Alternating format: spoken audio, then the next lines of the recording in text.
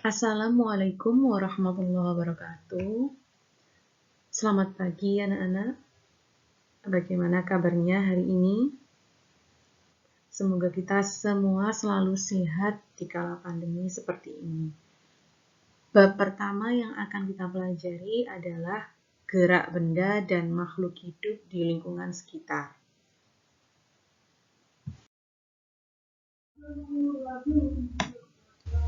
Tata tertib pada pembelajaran IPA, ini ada 7 ini ya anak-anak. Silakan dibaca. Yang pertama, siswa harus masuk pelajaran tepat waktu pada Microsoft Teams. Jika tidak bisa, nanti izin ke Bu Leli, misalkan grup Teams-nya tidak bisa. Nanti izin. Kemudian yang kedua, sebelum memulai pembelajaran, harus isi absen terlebih dahulu. Kemudian, siswa harus mengumpulkan tugas tepat waktu. Lalu, siswa harus aktif dalam pembelajaran online. Jadi, kalau saya tanya, harus dijawab, jangan diam saja di grup. Kemudian, yang kelima, siswa harus selalu sopan dalam setiap perkataan dan perbuatan. Karena sikap kalian, walaupun daring itu saya pantau dan saya nilai. Selanjutnya, jika berhalangan hadir dalam pembelajaran, izin dulu ke saya. Kemudian, kalau ingin menghubungi saya, tidak boleh melebihi jam 21 WIB. Jadi kalau sudah malam, itu besoknya saja. Kecuali ada urusan yang mendadak boleh.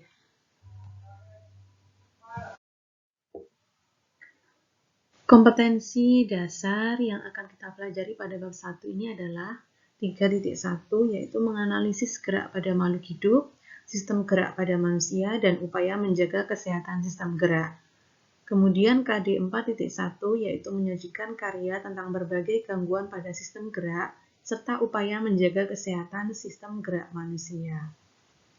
Untuk indikatornya, ini ada 10 indikator yang akan kita lakukan di pembelajaran pada bab 1 ini. Silakan anak-anak baca sendiri.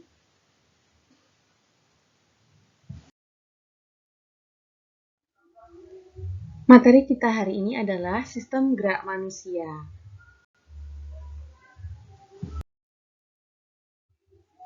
Nah, coba kalian amati gambar berikut ini. Ini adalah salah satu atau beberapa contoh gerak manusia dalam kehidupan sehari-hari, yaitu masa pandemi ini. Jadi kita harus sering olahraga, bersepeda, berjemur. Nah, ketika kita melakukan gerakan, itu berarti kita sedang bergerak, ya.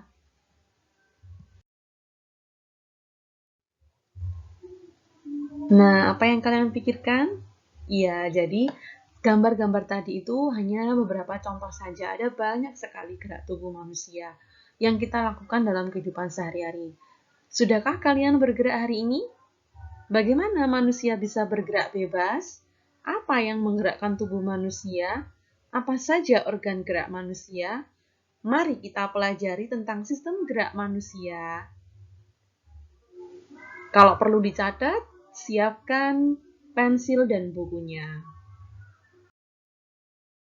Sistem gerak pada manusia terdiri dari dua, yaitu rangka atau tulang dan otot. Rangka sebagai alat gerak pasif dan otot sebagai alat gerak aktif. Artinya otot itulah yang menggerakkan tulang.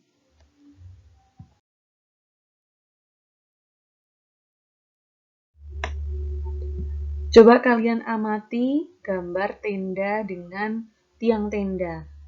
Nah, jika tenda tidak ada tiangnya, kira-kira seperti apa? Seperti gambar yang paling kiri ya, tidak bisa kokoh berdiri. Nah, sama halnya jika tubuh kita tanpa tulang, bagaimana bentuknya? Jadi, apa fungsi rangka itu? Fungsi tulang ada 4. Yang pertama, memberikan bentuk pada tubuh dan menopang tubuh kita. Yang kedua, melindungi organ-organ dalam. Misalnya, tulang rusuk melindungi jantung, paru-paru. Kemudian, tempat menempelnya otot. Lalu, ada jenis tulang tertentu berfungsi sebagai tempat pembentukan sel darah.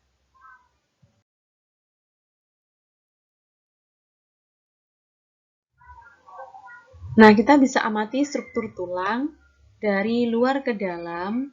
Yang pertama ada periosteum, kemudian tulang kompak, lalu agak ke dalam lagi ada tulang spons, karena banyak rongganya, makanya dinamakan tulang spons. Kemudian ada pembuluh darah dan sumsum tulang di bagian dalam tulang itu. Kemudian macam-macam tulang dibagi menjadi 4. Ada tulang pipa, tulang pipih, tulang pendek, tulang tak beraturan. Untuk macam-macam tulangnya yang masuk ke golongan ini bisa kalian baca di buku. Untuk gambar-gambarnya, nah itu tulang lengan atas karena bentuknya panjang, maka dia termasuk tulang pipa.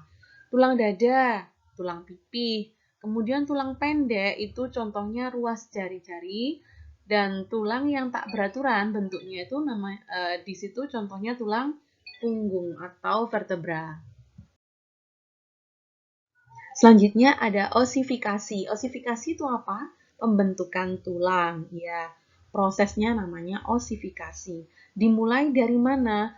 Tulang rawan. Jadi, pada saat kita bayi masih di dalam kandungan, itu wujudnya waktu pembentukan tulang itu masih rawan tulangnya. Lalu, tulang rawan terisi oleh osteoblas. Setelah itu, osteoblas membentuk osteosit. Kemudian, pembentukan tulang ini dimulai dari tengah, kemudian meluas, seperti pada gambar ya.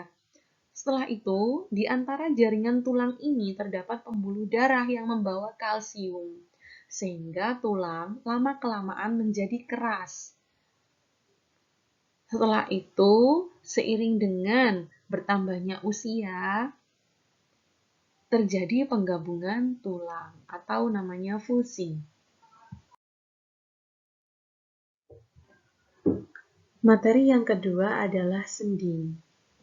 Sendi ini adalah hubungan antar tulang. Ya, ada 3 macam sendi, yaitu sinartrosis, amfiartrosis, dan diartrosis. Sinartrosis adalah sendi yang tidak dapat digerakkan sama sekali. Contohnya pada tulang tengkorak. Kemudian amfiartrosis adalah sendi yang dapat digerakkan namun terbatas. Apa contohnya? Ya, silakan kamu cari. Kemudian diartrosis adalah sendi yang dapat digerakkan secara bebas. Ada banyak sekali macam dari diartrosis ini. Selanjutnya kita akan belajar tentang macam-macam diartrosis.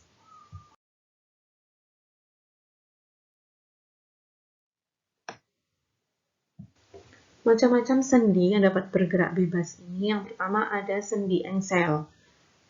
Sendi yang bergerak hanya satu arah, yaitu pada siku dan lutut. Yang kedua ada sendi pelana, berarti sendi yang bergerak dua arah. Contohnya pada pangkal ibu jari. Yang ketiga ada sendi peluru. Sendi ini bergerak ke segala arah. Contohnya pada lengan atas dengan gelang bahu dan tulang paha dengan gelang pinggul. Selanjutnya ada sendi putar, sendi yang bergerak memutar. Contohnya tulang leher dengan tengkorak. Coba kalian gerakkan, gelengkan kepala kalian, kemudian putar. Nah, itu contoh dari sendi putar. Kemudian sendi geser, ini adalah tulang yang gerakannya menggeser di atas tulang lain. Contohnya pada tulang pergelangan tangan. Next, kita membahas tentang alat gerak aktif, yaitu otot. Fungsi otot adalah menggerakkan tulang dan bagian tubuh lainnya, sehingga disebut sebagai alat gerak aktif. Ini gambar-gambar dari macam-macam otot. Ada otot polos, otot luri, dan otot jantung. Silakan kalian amati, dan next kita belajar lebih lanjut.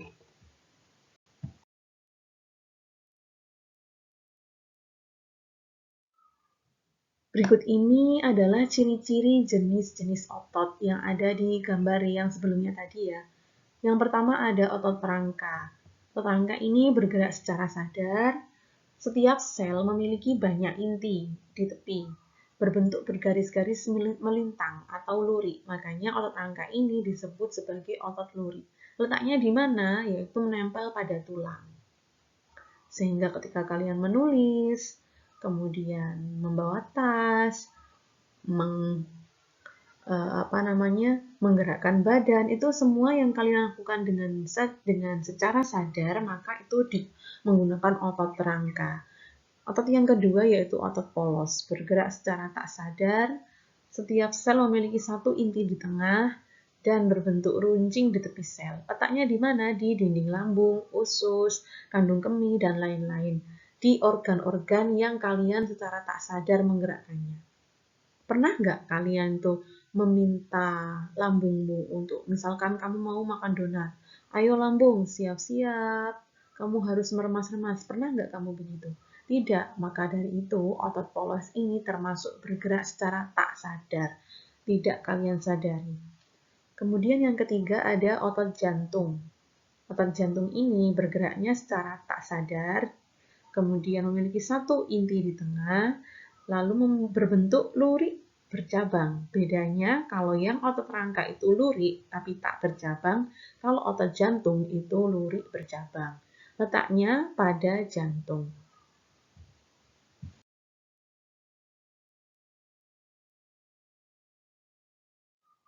Selanjutnya ada materi yang sering sekali keluar di ujian-ujian. Ini ada otot bisep dan trisep. Otot ini bergerak berlawanan. Nah, coba kalian praktikkan sendiri sambil tangan kalian ditekuk lalu diluruskan. Ketika tangan kalian ditekuk, maka bisep itu berkontraksi, sedangkan trisep relaksasi. Karena berlawanan ya. Kemudian ketika tangan kalian diluruskan, maka bisep relaksasi dan trisep kontraksi. Bisa diamati itu pada gambar di bawah. Kalian juga bisa meraba tangan kalian sendiri ketika ditekuk dan diluruskan. Nah, gangguan pada sistem gerak manusia ini ada banyak sekali macamnya sebenarnya. Ini saya sebutkan cuma 4 di sini. Ada gambar apa itu? Silakan kamu baca di buku kalian sendiri. Nanti ada tugas di akhir slide ini ya.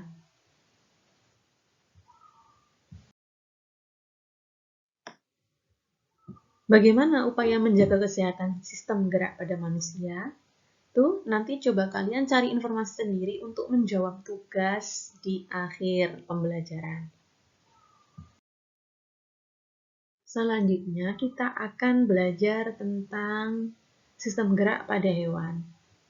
Coba kalian amati gerak pada jerapah pada gambar ini ya. Dan kalian bisa mengamati juga di lingkungan sekitar kalian, mungkin ada beberapa hewan yang ada, kalian amati pergerakannya bagaimana. Yang pertama ada gerak hewan di air. Seperti pada gambar, ini ada beberapa jenis ikan. Nah, hewan yang hidup di air ini bentuknya streamline. Streamline itu torpedo untuk memungkinkan tubuh meliuk-liuk dan mengurangi hambatan di air. Kemudian ikan juga dilengkapi otot dan tulang belakang yang fleksibel untuk mendorong ekor dan sirip ikan agar dapat bergerak, berenang di dalam air. Lalu ikan juga memiliki sirip tambahan. Nah, untuk mengatur gerak naik turun, ikan memiliki gelembung renang.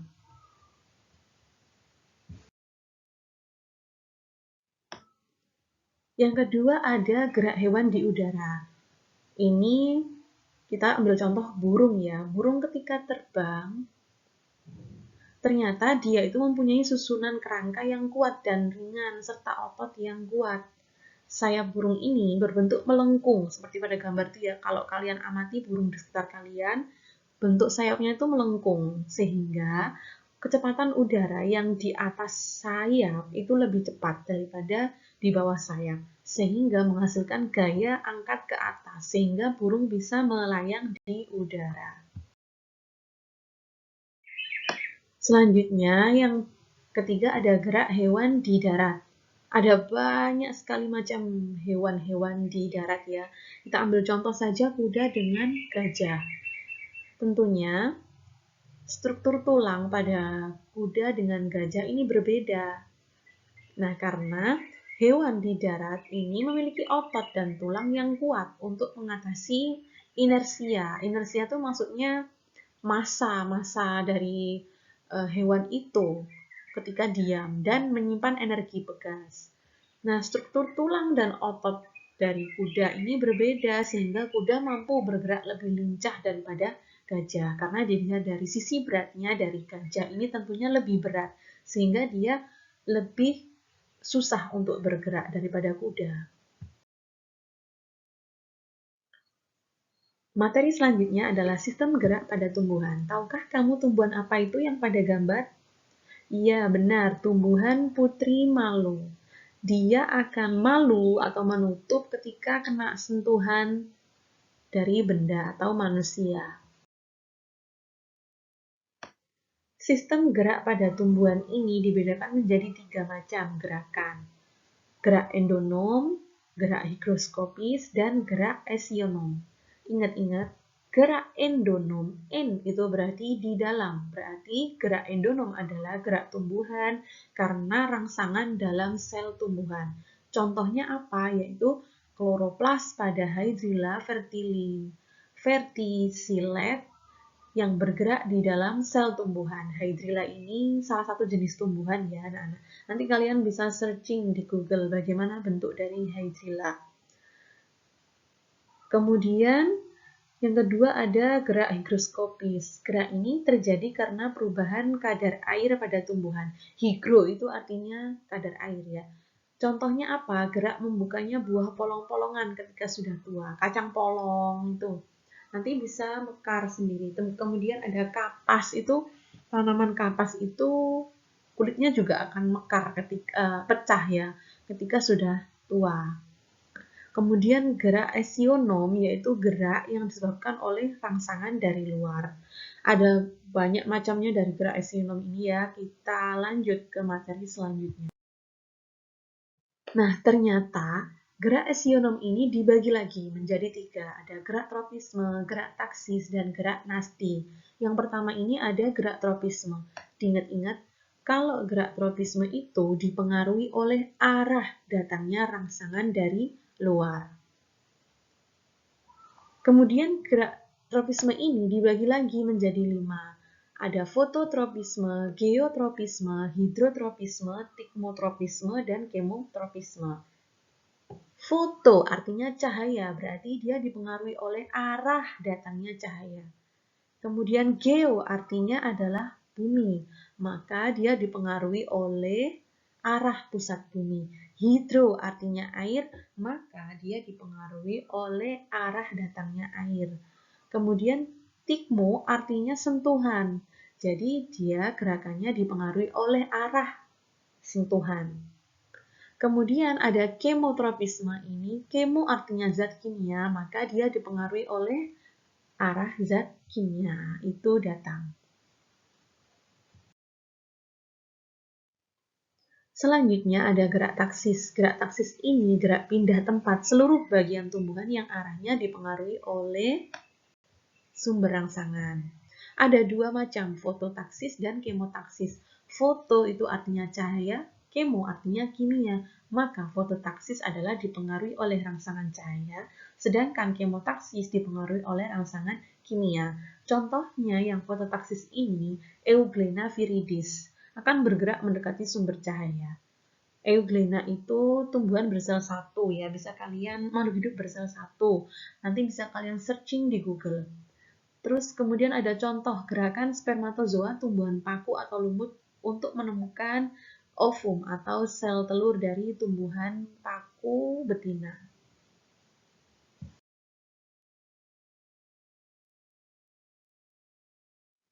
Selanjutnya yang ketiga ada gerak nasti. Nah, ini yang sering sekali tertukar. Gerak nasti sama gerak tropisme itu berbeda. Kalau gerak nasti itu tidak dipengaruhi oleh arah datangnya rangsangan. Sedangkan yang tropisme itu dipengaruhi oleh arah. Ya, diingat-ingat anak-anak. Ada 4 macam gerak nasti, yaitu yang pertama seismonasti, niktinasti, fotonasti, dan termonasti. Seismo artinya sentuhan, maka dia gerak yang dipengaruhi oleh sentuhan. Contohnya Putri Malu. Jadi, walaupun datangnya rangsangan dari belakang, depan, samping, kanan, kiri, maka Putri Malu tetap menutup. Niktinasti, nikti itu artinya gerak tidur ya, nikti. Maka gerak ini dipengaruhi oleh siang malam, siang dan malam. Seperti tanaman belimbing, daun lamtoro itu menutup saat malam hari. Ketika siang hari dia membuka kembali. Kemudian yang kedua ada fotonasti. Foto artinya cahaya, maka dipengaruhi oleh cahaya. Contohnya mekarnya bunga pukul 4 pada saat sore hari. Yang keempat ada termonasti. Termo itu artinya suhu. Sehingga contoh dari gerak termonasti ini adalah bunga tulip yang mekar di saat musim semi. Ini hanya terjadi di negara-negara Eropa yang memiliki 4 musim. Berikut adalah tugas yang harus kalian kerjakan paling lambat nanti jam 9 malam. Boleh kurang dari itu, kalau semakin cepat semakin baik. Oke? Anak-anak sudah paham? Jika ada pertanyaan mengenai tugas bisa japri Bu Leli.